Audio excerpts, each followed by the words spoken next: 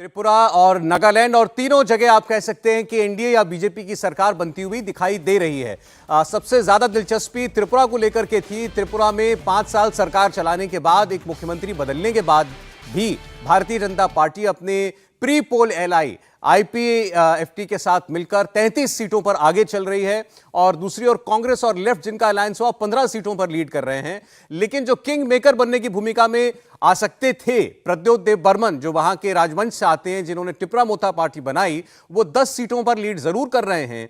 लेकिन सवाल यह है कि ये सीटें जीतने के बावजूद उनकी कोई भूमिका सरकार के बनाने में रहेगी या नहीं रहेगी, क्योंकि अगर बीजेपी को अपने दम पर बहुमत मिलता हुआ दिखाई दे रहा है तो फिर उनकी बार्गेन पावर काफी हद तक कम हो जाती है। अब इसके बाद बीजेपी को उनकी जरूरत मुमकिन है कि ना ही पड़े। हालांकि प्रद्योत देव बर्मन ने अभी तक कोई बात खुलकर नहीं कही है। चुनाव से पहले वो ये कह रहे थे कि मैं किसी के साथ नहीं जाऊंगा, मैं अपने दम पर सरकार बनाऊंगा। अब उससे तो वो कोसों दूर हैं। अब सवाल ये है कि फ्रीडम ऐप से सीखकर आप फलों को उगाते हैं क्या? अगर ऐसा है तो आपके फलों को 1 करोड़ फ्रीडम ऐप के जो ग्राहक हैं उन्हें बिना किसी खर्चे के आप उसे बेच सकते हैं। क्या वो बीजेपी के इस कोalition का हिस्सा बनना पसंद करेंगे? अब इसकी पहल बीजेपी की ओर से हो, इसकी कोई जरूरत पार्टी को नहीं है, तो क्या प्रद्योत देव बर्मन पहला कदम आगे बढ़ाते हैं? यह भी चर्चा थी कि वो थोड़ी देर में मीडिया से भी बात कर सकते हैं। बाकी दोनों राज्यों की आप बात कीजिए तो नागालैंड में बीजेपी और एनडीपीपी मिलकर के क्लियर मेजॉरिटी की एक कंफर्टेबल सरकार बनाने जा रहे हैं। इसमें अब कोई शक नहीं है। 40 सीटों पर ये जो गठबंधन है वो लीड कर रहा है। कांग्रेस पार्टी मात्र 3 सीटों पर, एनपीएफ 2 पर और अन्य 14 पर। मेघालय में कॉनरेड सांगमा की पार्टी एनपीपी 27 सीटों पर लीड कर रही है। पिछली बार से भी अधिक अपने दम पर सरकार बनाने के काफी करीब वो पहुंच गए। हालांकि ये 5 साल की सरकार बीजेपी के साथ मिलकर उन्होंने चलाई थी। भले इस बार अलग अलग दोनों ही पार्टियों ने चुनाव लड़ा, लेकिन माना जा रहा है कि अब दोबारा दोनों को एक होते देर नहीं लगेगी। इससे पहले हेमंत बिस्वा शर्मा और कॉनरेड सांगमा के बीच 2 दिन पहले मुलाकात हो भी चुकी है। तभी माना जा रहा था कि चुनाव नतीजों के बाद इस संभावना के बारे में पहले ही मुहर लगाई जा चुकी है। आप यहां देखें टीएमसी, जो कि आज दिन में जब गिनती शुरू हुई तो एक वक्त लग रहा था कि शायद सबसे बड़ी पार्टी बन सकती है। अब जब ट्रेंड्स कंसोलिडेट हुए हैं तो वो 5 सीटों पर आगे दिखाई दे रही है, बिल्कुल कांग्रेस पार्टी के बराबर, वो भी 5 सीटों पर। यूडीपी जो बीजेपी एनपीपी के गठबंधन का हिस्सा थी पिछले 5 वर्षों में, वो 8 सीटों पर आगे चल रही है। उसने भी पिछले चुनाव से बेहतर किया है। बीजेपी ने भी बेहतर किया है। 2 सीट बीजेपी के पास मेघालय में थी, 6 सीटों पर वो आगे चल रही है। तो इस लिहाज से आप देखिए तो जो 5 साल की सरकार में तीनों पार्टियां चली थी, तीनों ने अपनी परफॉर्मेंस को बहुत बेहतर किया है। कांग्रेस पार्टी सबसे बड़ी पार्टी उस वक्त 21 सीटों के साथ थी। उसके बाद सारे विधायक टूटकर चले गए थे टीएमसी में, तो लेकिन दोनों ही दल जो हैं अच्छा नहीं करते हुए दिखाई दे रहे हैं। हमारे साथ सैयद जफर इस्लाम साहब भारतीय जनता पार्टी से जुड़े हुए हैं लगातार। जफर साहब, त्रिपुरा को लेकर के अभी तो बहुत गुंजाइश किसी इफ और बट की नहीं लग रही है। आप 34 सीटों पर आगे चल रहे हैं। लगातार सवाल यही है कि आखिर जो त्रिपुरा मोठा पार्टी के प्रद्योत देव बर्मन हैं, अब उनका साथ आपके लिए जरूरी है या नहीं, और क्या उसके बावजूद आप उनकी ओर हाथ बढ़ाएंगे? देखिए, हमारी पार्टी की पॉलिसी तो हमारी लीडरशिप डिसाइड करते हैं, लेकिन अगर इतिहास को खंगाल कर देखें तो हमने कभी भी किसी पार्टी को बाहर रखने की कोशिश नहीं की है। अगर वो हमारे साथ गवर्नेंस मॉडल में हमारे लाइक माइंडेड लोग हैं और वो भी जनता की सेवा करना चाहते हैं तो हमने बराबर वेलकम किया है। ऐसा मैं प्रीवियस एक्सपीरियंस के साथ कह सकता हूँ।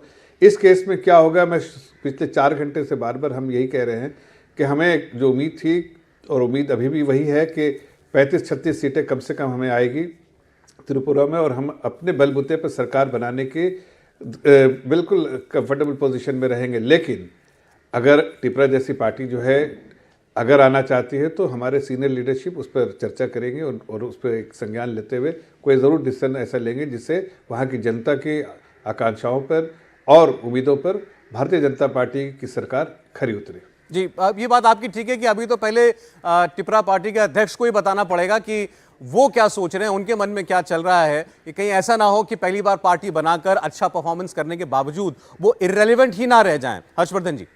नहीं, मुझे लगता है कि प्रद्योत देव बर्मन को अब बहुत कुछ तय करना है। नेता वो अच्छे हैं, राज परिवार से आते हैं, हालांकि उन्हीं के परिवार के जिष्णुदेव बर्मन हैं जो इस सरकार में उप मुख्यमंत्री रहे और वो भारतीय जनता पार्टी के साथ हैं। अब प्रद्योत को तय ये करना है कि वो जो 1/3 यानी 30% की राजनीति करते हैं, उसके साथ वो ग्रेटर त्रिपुरालैंड की डिमांड करते रहेंगे। और यहां ये जानना जरूरी है कि टीएमपी के नेता गृह मंत्रालय में आकर बैठे थे, जब उन्होंने कहा कि रिटेन में हमें ये दे दीजिए, तो अमित शाह ने उनको बैरंग लौटा दिया। बहुत साफ साफ कहा कि हम ऑटोनोमस काउंसिल के जरिए विकास करेंगे, लेकिन हम अलग से त्रिपुरा में भी एक राज्य और नहीं बनाएंगे। तो सबसे पहले तो यही है कि क्या प्रद्योत ये तय करेंगे कि अब राज्य की मांग नहीं करेंगे। दूसरा, जिस आदिवासी 32% जिस आदिवासी मतदाता समूह की वो बात करते हैं, उसमें भारतीय जनता पार्टी की पैठ बहुत ज्यादा है। और भले बीजेपी प्लस अभी 33 दिख रहा है, लेकिन इसमें आईपीएफटी 1 या 2 सीट होगी। तो कुल मिला के भारतीय जनता पार्टी अपने बूते वहां इतनी ताकत में है।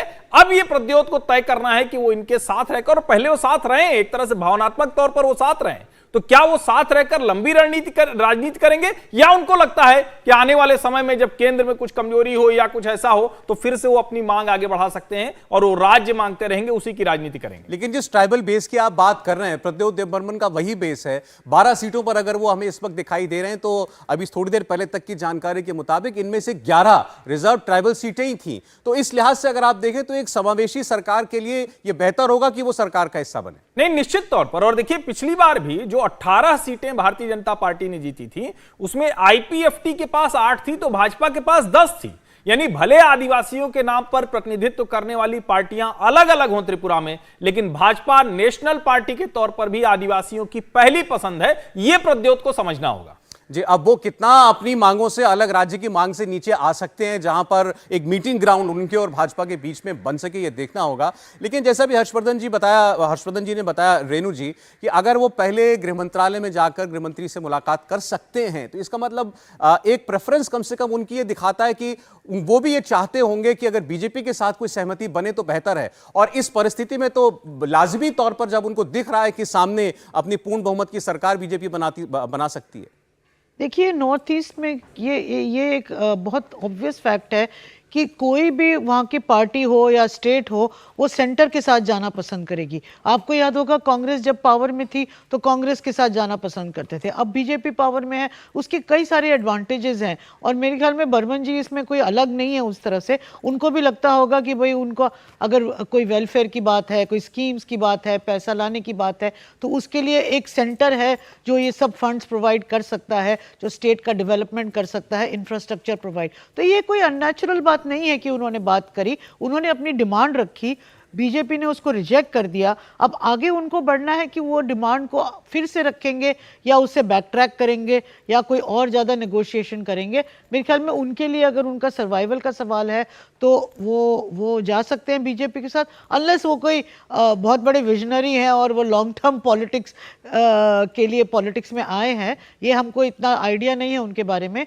तो मेरे ख्याल में ये हर नॉर्थ ईस्ट की स्टेट और पॉलिटिकल पार्टी का यही रवैया है, कोई अननेचुरल बात नहीं है इसमें। राहुल गांधी ने मेघालय में प्रचार करते हुए ये कहा था कि तृणमूल कांग्रेस पार्टी का एक ही लक्ष्य है, किसी तरह भाजपा को सत्ता में बरकरार रखना, और वो वहां पर भी चुनाव इसीलिए लड़ रही है। अब कम से कम अगर आप 2 राज्यों को देखें, त्रिपुरा और मेघालय। हर्षवर्धन जी, पहले आप बताएं, फिर मैं जाता हूं हमारे पॉलिटिकल मेहमान के पास। आपको लगता है कि बीजेपी को थैंक यू कहना चाहिए ममता जी को?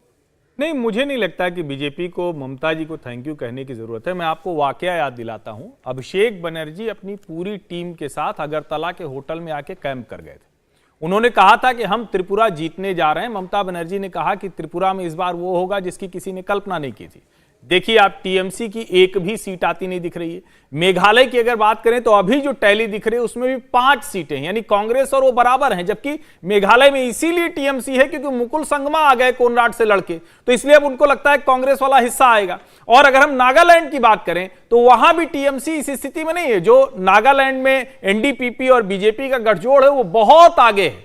टीएमसी एक चीज जरूर है, पूर्वोत्तर के राज्यों में, या कहें कि जो बंगाल से जुड़े हुए राज्य हैं, जहां बंगाली पॉपुलेशन है, वहां एक वो बंगाली पार्टी के तौर पर जा रही है और कांग्रेस का हिस्सा खा रही है। लेकिन भाजपा को उससे कोई बहुत बड़ा नुकसान या फायदा है वो होता हुआ नहीं दिख रहा है। सवाल राहुल गांधी ने यही उठाया था कि ममता बनर्जी की पार्टी लड़ेगी तो नुकसान कांग्रेस का ही करेगी, बीजेपी को फायदा पहुंचाएगी। और अभी आप देखेंगे तो कांग्रेस के प्रवक्ताओं ने यह कहना शुरू भी कर दिया है। राहुल कोई ऐसी स्थिति भी बताते हैं क्या जिसमें कोई कांग्रेस को फायदा पहुंचता हो? यह भी बताना चाहिए उनको, वो कांग्रेस के नेता हैं। उनको ये बताना चाहिए कि देखिए ये एक स्थिति बनेगी जिसमें कांग्रेस को फायदा होगा। वो ये बताते नहीं, नकार से शुरू करते हैं, निगेटिव, यानी हर बात पे कहते हैं क्यों कांग्रेस नीचे जा रही है, सब मिलकर कांग्रेस को खड़ा करें। तो ना तो सब मिलकर कांग्रेस को खड़ा करेंगे, ना कांग्रेस के साथ कोई जाने को तैयार है। जो जहां मजबूत होता है उसके लिहाज से गठजोड़ तय होता देखिए, है। लेकिन इन 3 राज्यों के नतीजे एक बार फिर से उस नैरेटिव को तो स्ट्रांग करेंगे कि बीजेपी को हराने के लिए चाहे राज्य में चाहे लोकसभा में सब दलों को एक होना पड़ेगा, नहीं तो इसी तरीके से विपक्ष बिखरा रहेगा और बीजेपी राज्य भी जीतती जाएगी, हो सकता है आम चुनाव भी।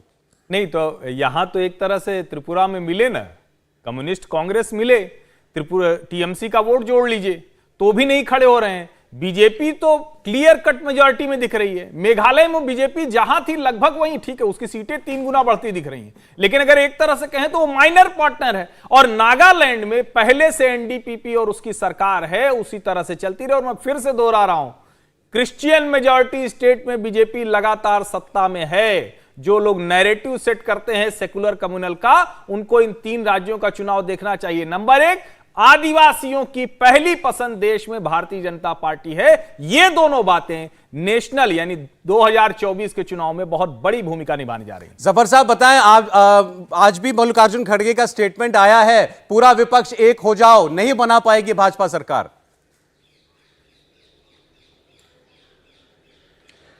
देखिए, आप विपक्षी नेताओं के अपने अपने स्टेटमेंट सुनिए और सबके अपनी अपनी जो महत्वाकांक्षा है उसके बारे में आप ज़रा ध्यान दीजिए।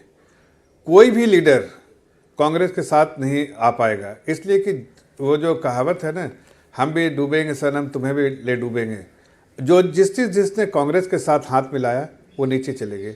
आज आप त्रिपुरा में भी देखिए, सीटें जो भी आ रही होंगी, लेकिन आप ज़रा देखिए कि जो वोट परसेंटेज में भी वो नीचे रहेगी, जबकि कांग्रेस को कोई फ़ायदा नहीं, कांग्रेस से कोई फ़ायदा नहीं कराया लेफ्ट का। सीटें कांग्रेस को, जितनी भी सीटें आ रही है उससे 1-2 ही सीट कांग्रेस को, बाकी तो सब लेफ्ट की है। फ्रीडम ऐप से सीखकर आप फलों को उगाते हैं क्या? अगर ऐसा है तो आपके फलों को 1 करोड़ फ्रीडम ऐप के जो ग्राहक हैं उन्हें बिना किसी खर्चे के आप उसे बेच सकते हैं। लेफ्ट अपने आप में सक्षम थी पिछले बार की तरह लड़ने में, तो वो शायद उसके लिए बेहतर होता, लेकिन कांग्रेस आने से उसका पल्ला और भी थोड़ा कमज़ोर हो गया। मल्लिकार्जुन खड़गे या और भी कोई उनके पार्टी के लीडर, बड़े बड़े लीडर कुछ भी कहें, लेकिन ना तो ममता बनर्जी हाथ मिलाने वाली, ना तो बीआरएस, ना तो आपके लीडर, इसलिए कि सबकी अपनी अपनी जो पहचान है वो उस पहचान को उनको दफनाना पड़ेगा पहले, अगर वो कांग्रेस के साथ जाना चाहते हैं। सालों साल की जो इनकी तपस्या है वो कांग्रेस के जो राहुल गांधी के लिए, वो क्या तपस्या छोड़ देंगे? क्या उनके लिए भंग कर देंगे तपस्या कि भाई राहुल गांधी को आगे बढ़ाना है इसलिए हम अपनी तपस्या भंग कर देंगे? भाई उनकी अपनी भी अपनी सोच है, अपनी पार्टी के लिए काम किया सालों भर, जाहिर है अपनी पार्टी को आगे बढ़ाना चाहेंगे। उनको ये चिंता नहीं कि राहुल गांधी को बनाना, उनको ये चिंता हम कैसे आगे बढ़े। और यही चिंता जो है ना जी, कभी भी एक प्लेटफॉर्म पे सारे अपोजिशन लीडर्स को नहीं ला सकती। अपोजिशन इंडिया टीवी हर वक्त हर जगह डाउनलोड करने के लिए सर्च करें India TV news Google play store या ऐप स्टोर पर।